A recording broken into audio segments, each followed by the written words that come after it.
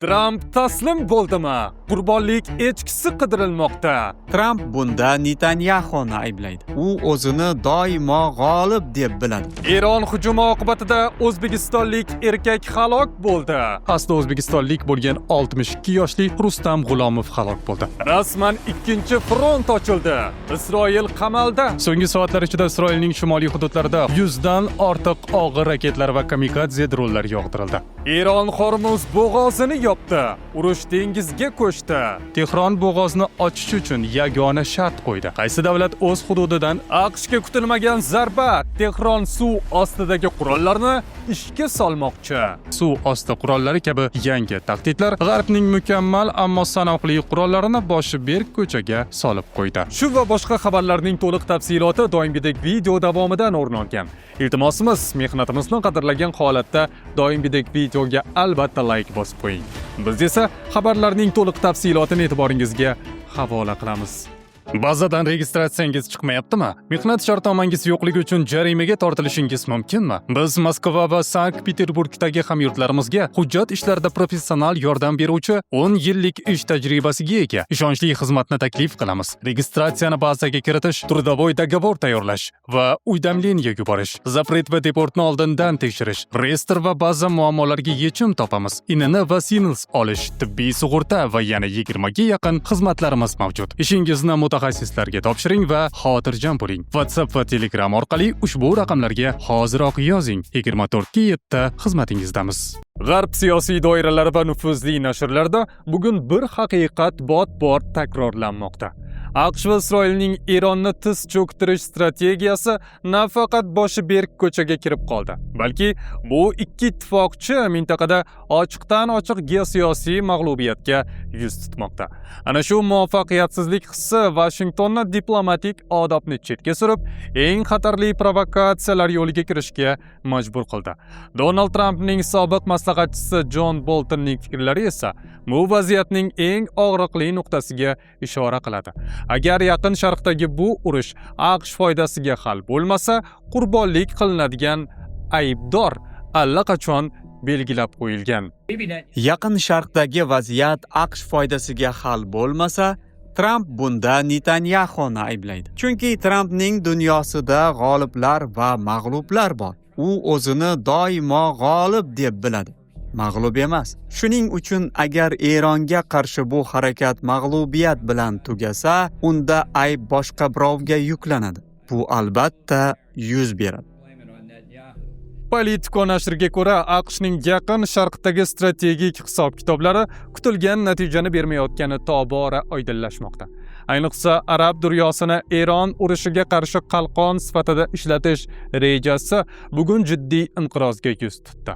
Senator Lindsey Graham kabi qirg'iy siyosatchilarning tasavvurida arab davlatlari Eron tahdidlaridan vahimaga tushib, AQSh va Isroil bayrog'i ostida birlashishi, hatto Tehronga qarshi harbiy koalitsiya tuzishi kerak edi.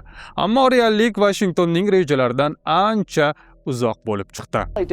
Bizning AQSh elchixonasi Ar-Riyodda hujumga uchradi. Sizning biz bilan birga jangga qo'shilish majburiyatingiz yo'qmi? Siz hali ham buni qilganingiz yo'q.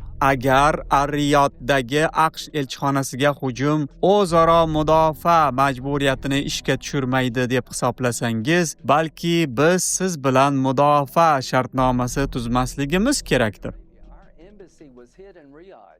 Eronni harbiy yo'l bilan mag'lub eta olmagan kuchlar endi parda ortidagi ochiq fitnalar bosqichiga o'tdi. Siyosiy tahlilchilarga ko'ra, Ozarbayjon va Turkiya hududiga tushgan sirli raketlar shunchaki texnik xato emas, balki mintaqaviy qardoshlarni Eron bilan qonli nizoga tortish, ularni sun'iy ravishda urush domiga itarish uchun qilingan xatarli urinishlar edi. Ammo Baku va Anqaraning vazminligi bu ssenariylarni yo'qqa chiqardi. Ular hissiyotlardan ko'ra siyosiy sovuqqonlikni afzal ko'rishdi. Netanyahuning Eron xalqini isyonga chorlashi va Mushtabo Xomanaiy atrofidagi ichki beqarorlik umidlari ham kutilgan natijani bermadi. Aksincha, eronliklar o'z rahnamosi o'limidan so'ng rejim atrofida yanada qattiqroq jipslashdi. Vaziyat shunday berk ko'chaga kirdiki, endi g'arb siyosatchilari diplomatiya niqobini butunlay yirtib tashlab, ochiqdan ochiq mintaqa davlatlarini Eronga qarshi qayrashga o'tdi. Biroq bu provokatsiyalar to'lqiniga Eron rahbariyati va xalqi asriy matonat bilan javob bermoqda. Biz muqaddas mudofaa davrida Eron 36 ta qaysi davlatga qarshi turganini aytganimizda ba'zi odamlar bunga ishonmas edi. Ammo hozir ular buni o'z ko'zlari bilan ko'rmoqda. Qo'shni davlatlar xiyonat qilmoqda. Bu urushda muvaffaqiyat sharti xalqning sabr bardoshi va chidamliligidadir. Eron kamida 6000 yillik sivilizatsiyaning merosxo'ridir. Tarix sinovlaridan o'tib, hech bir kuch bu afsonaviy kuchni o'chirib tashlashga muvaffaq bo'lmagan. Eronni vayron qilish illyuziyasiga berilgan har bir kishi tarix haqida hech narsa bilmaydi. Bosqinchilar kelib ketadi. Eron bardosh beradi. Eron tashqi ishlar vaziri Abbos Aroqchi esa bu ma'naviy matonatni harbiy qat'iyat bilan mustahkamladi. U G'arbning hujumlari Eronni to'xtata olmasligini keskin ta'kidladi. AQSh 2 yoki 3 kun ichida rejimni o'zgartirib, tez va sof g'alaba qozonishga erishish mumkin deb o'ylagan edi. Ammo ularning bu fikrlari muvaffaqiyatsizlikka uchradi. Shuning uchun menimcha A rejasi ham chippakka chiqdi va endi ular boshqa rejani sinab ko'rishmoqda. Ammo ularning barcha rejasi ham muvaffaqiyatsizlikka uchraydi. Menimcha ularda realistik yakuniy reja yo'q. Ular shunchaki bizga ko'r-ko'rona hujum qila boshladilar. Xulosa o'rnida shuni aytish joizki, Yaqin Sharqdagi bugungi geosiyosiy manzara AQSh va Isroil uchun strategik boshi berk ko'chaga aylanib ulgurdi. Harbiy qudrat bilan natijaga erisha olmagan tomonlar endi butun mintaqani olov ichida qoldiradigan xatarli provokatsiyalar qimoriga hamma narsani tikmoqda. Biroq Ozarbayjon va Turkiyaning sovuqqonligi, Eron xalqining ichki jipisligi va 6000 yillik jamoatchilik tajribasi bu ssenariylarni birin-ketin chippakka chiqarmoqda. G'arb siyosatining eng katta xatosi ular Eronni shunchaki xaritadagi bir nuqta deb bildilar. Aslida esa bu mamlakat bir necha ming yillik dovullardan omon chiqqan tirik tarixdir. Yaqin Sharqdagi harbiy ziddiyatlar nafaqat mintaqaviy barqarorlikni, balki global xavfsizlik arxitekturasini ham poydevorigacha larzaga keltirmoqda. Urushning eng ayovsiz va qonli haqiqati O'zbekiston xonadonlariga ham kirib keldi. Isroilga yo'llangan og'ir ballistik raketlar zarbasi oqibatida asli o'zbekistonlik bo'lgan 62 yoshli Rustam G'ulomovning halok bo'lishi bu to'qnashuv naqadar keng ko'lamli va shafqatsiz ekanini yana bir bor ko'rsatdi. Eron Islom inqilobi qo'riqchilari korpusi Isroilga qarshi eng yirik hujumlardan birini amalga oshirganini e'lon qildi. Eron ma'lumotlariga ko'ra, Xurramshahar Tur og'ir ballistik raketlari Tel Aviv va Hayfa shaharlari yo'nalishida uchirilgan. Dastlabki xabarlarga ko'ra, zarbalardan so'ng Tel Avivning ayrim hududlarida elektr ta'minoti uzilgan va aholi boshpanalarga tushirilishga majbur bo'lgan. Hujumlar bu bilan to'xtamadi. Xususan, Hayfa va G'arbiy Quddus yo'nalishida og'ir ballistik raketlar uchirilgani aytilmoqda. Ayrim hujumlar 3 soatdan ortiq davom etgan ko'p bosqichli zarba to'lqinlari shaklida amalga oshirilgan. Isroilda Eron tomonidan amalga oshirilgan raketa hujumlari oqibatida asli o'zbekistonlik bo'lgan 62 yoshli Rustam G'ulomov halok bo'ldi. O'zbekistonning Isroildagi elchixonasi ma'lumotiga ko'ra, u 2017-yilda O'zbekiston fuqaroligidan chiqqan va keyinchalik Isroil fuqaroligini olgan. Ma'lum qilinishicha, Rasul G'ulomov O'zbekistonda tug'ilib voyaga yetgan va oxirgi 14 yil davomida Isroilda yashagan. Elchixona marhumning yaqinlariga hamdardlik bildirgan. Bundan tashqari, Eron AQShning Iroq va Fors ko'rfazidagi harbiy bazalarni ham nishonga olganini da'vo qilmoqda. Mintaqadagi bir qator davlatlar, jumladan Saudiya Arabistoni, Birlashgan Arab Amirliklari va Qatar o'z havo hududlarida raketa va dron tahdidlari sabab yuqori xavfsizlik choralarini joriy qilgan. Ijtimoiy tarmoqlarda tarqalgan videolarga ko'ra, odatda gavjum bo'ladigan Dubayning ayrim hududlari keskinlik sabab vaqtincha bo'shab qolgan va ayrimlar tomonidan arvohlar shahri deb tasvirlanmoqda. Financial Times ma'lumotlariga ko'ra, urush sabab Yaqin Sharq turizm sohasi kuniga taxminan $600 million zarar ko'rmoqda. Ommaviy axborot vositalari xabarlariga ko'ra, AQSh va Isroilning zarbalaridan keyin Eronning Qum shahrida kuchli portlash kuzatilgan. Pentagon esa Epic G'azab operatsiyasi doirasida Eron harbiy obyektlariga berilgan zarbalar videosini e'lon qilgan. Tehron esa Eron bankiga qilingan hujumdan so'ng AQSh va Isroilga aloqador Google, Microsoft, IBM va Nvidia kabi yirik kompaniyalar hamda Yaqin Sharqdagi yirik banklar ofislariga ehtimoliy hujumlar haqida ogohlantirgan. Ushbu tashkilotlar xodimlari yuqori darajadagi xavfsizlik holatiga o'tkazilgani aytilmoqda. Eron prezidenti Masud Pezeshkian mamlakat AQSh va Isroil hujumlariga qarshi javob zarbalarini davom ettirishini bildirgan. Yaqin Sharqda vaziyat keskinligicha qolmoqda va har ikki tomonning yangi zarbalari to'xtamayapti. Yaqin Sharqdagi harbiy ziddiyatlar o'zining eng dahshatli va qaytib bo'lmas nuqtasiga yetdi. Livan janubida joylashgan mintaqaning eng qudratli harbiy tuzilmasi hisoblangan Hizbulloh Isroilga qarshi keng ko'lamli harbiy operatsiya boshlaganini rasman e'lon qildi.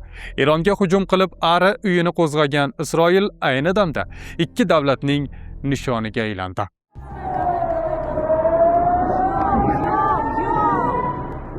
Reuters va The Times of Israel kabi nufuzli manbalarning tasdiqlashicha, so'nggi soatlar ichida Isroilning shimoliy hududlarida, xususan Safed va Galiley yo'nalishlariga 100 dan ortiq og'ir raketlar va kamikadze dronlar yog'dirildi. Bu shunchaki chegaradagi to'qnashuv emas, balki Isroilni bir vaqtning o'zida bir nechta frontda urushishga majbur qiladigan strategik jihatdan puxta o'ylangan geopolitik qalqonning ishga tushishidir. Ushbu keskinlik o'z-o'zidan paydo bo'lgani yo'q. So'nggi haftalar davomida Isroil aviatsiyasi Livan janubini misli ko'rilmagan darajada ayovsiz bombardimon qilib kelayotgan edi. Shimoliy o'qlar operatsiyasi doirasida Isroil mudofaa kuchlari Livan ichkarisidagi minglab nishonlarga, jumladan Hizbullohning qurol-yarog' omborlari, raketa uchirish qurilmalari va qo'mondonlik shtablariga qaqshatqich zarbalar berdi. Livan Sog'liqni saqlash vazirligi ma'lumotlariga ko'ra, bu havo hujumlari oqibatida yuzlab insonlar halok bo'lgan. Minglab odamlar o'z uy-joyini tashlab qochishga majbur bo'lgan. Isroilning ushbu profilaktik zarbalari Hizbullohni tiz cho'ktirish o'rniga uning yanada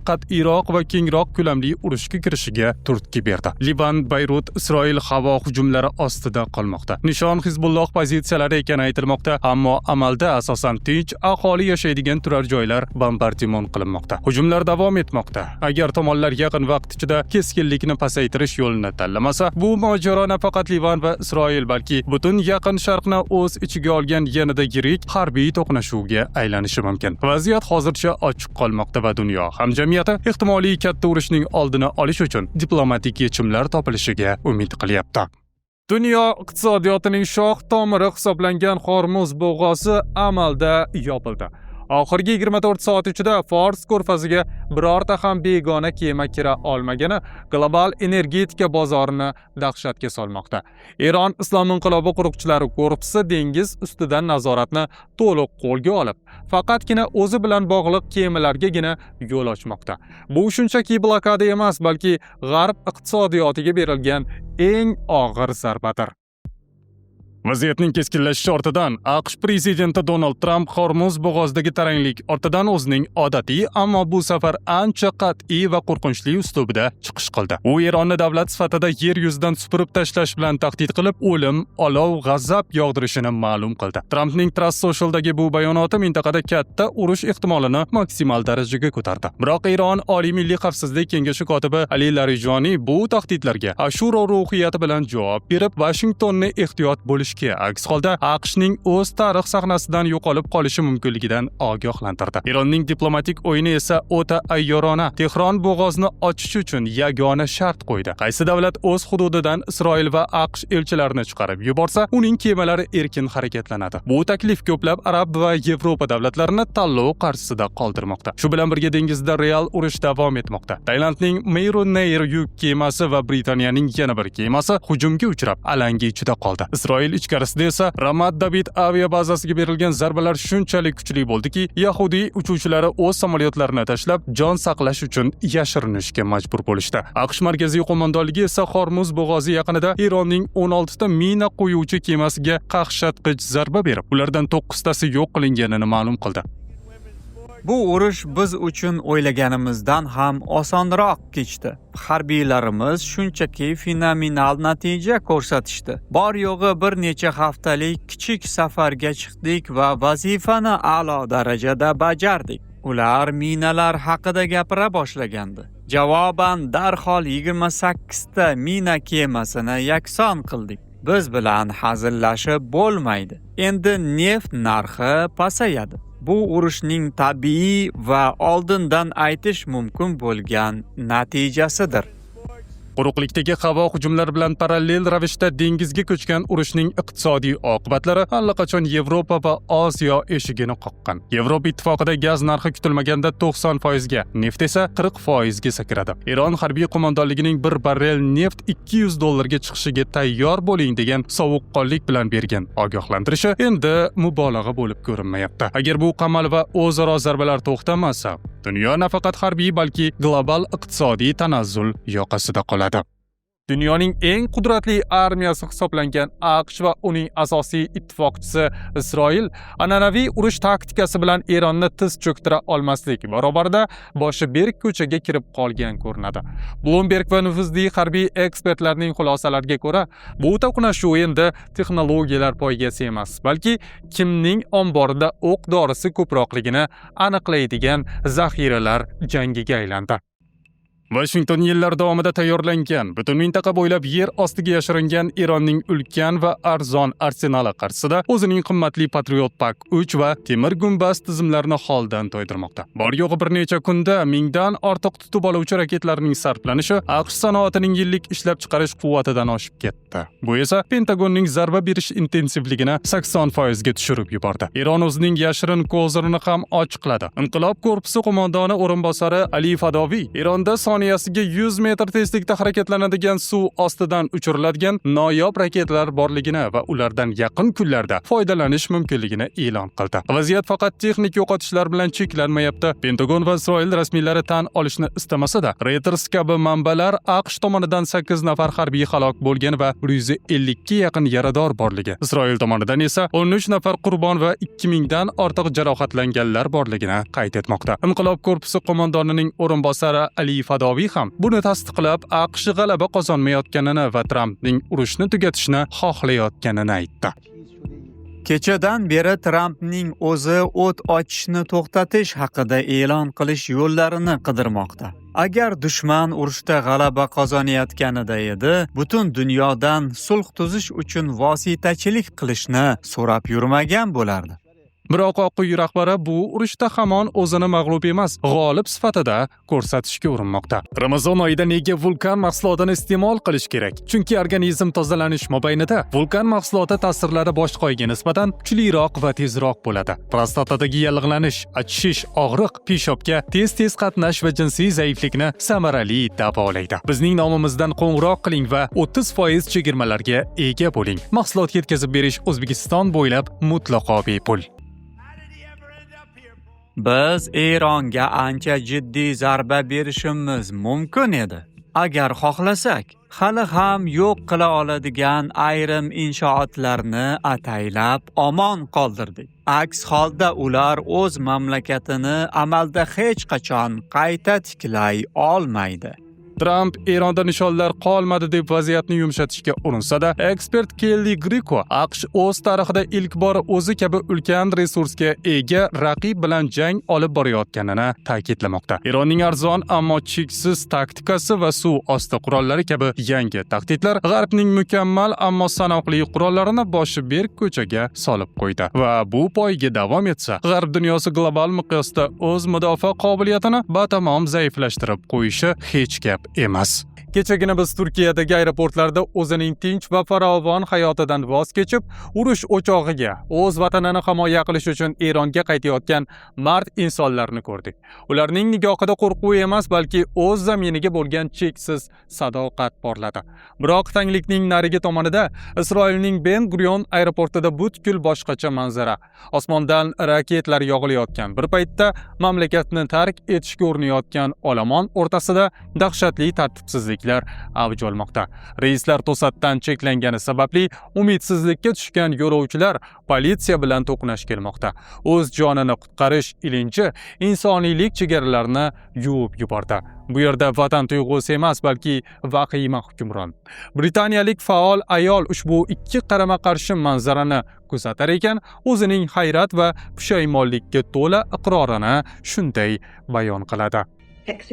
Men Isroilga minnatdorlik bildiraman. Sababi u bugun imperialistik G'arbning asl niqobsiz basharasini butun dunyoga ko'rsatib berdi. Men shuni angladimki, islom bizning dushmanimiz emas ekan. Biz yillar davomida propaganda va tuhmatlar qurboni bo'libmiz. Bugun ko'ryapmizki, musulmon jamoasi dunyodagi eng mehribon va eng asosiysi eng jasur insonlardir. Ular urush vaqtida vatanni tashlab qochishmayapti. Aksincha, vatandan tashqarida bo'lganlari ham o'z zaminini himoya qilish uchun qaytmoqda. Islom yomonotli qilingan haqiqat ekanligini endi butun dunyo ko'rmoqda. Like the Israeli citizens have been lied to our entire Bizda hozircha shular, voqealar rivojini aynan bizning kanalda kuzatib boring. AQSh, Isroil va Eron urushiga doir eng so'nggi xabarlardan birinchilardan bo'lib boxabar bo'lish uchun qo'ng'iroqchani bosib qo'yishni unutmang. Biz yana ko'rishamiz. O'zingizni ehtiyot qiling.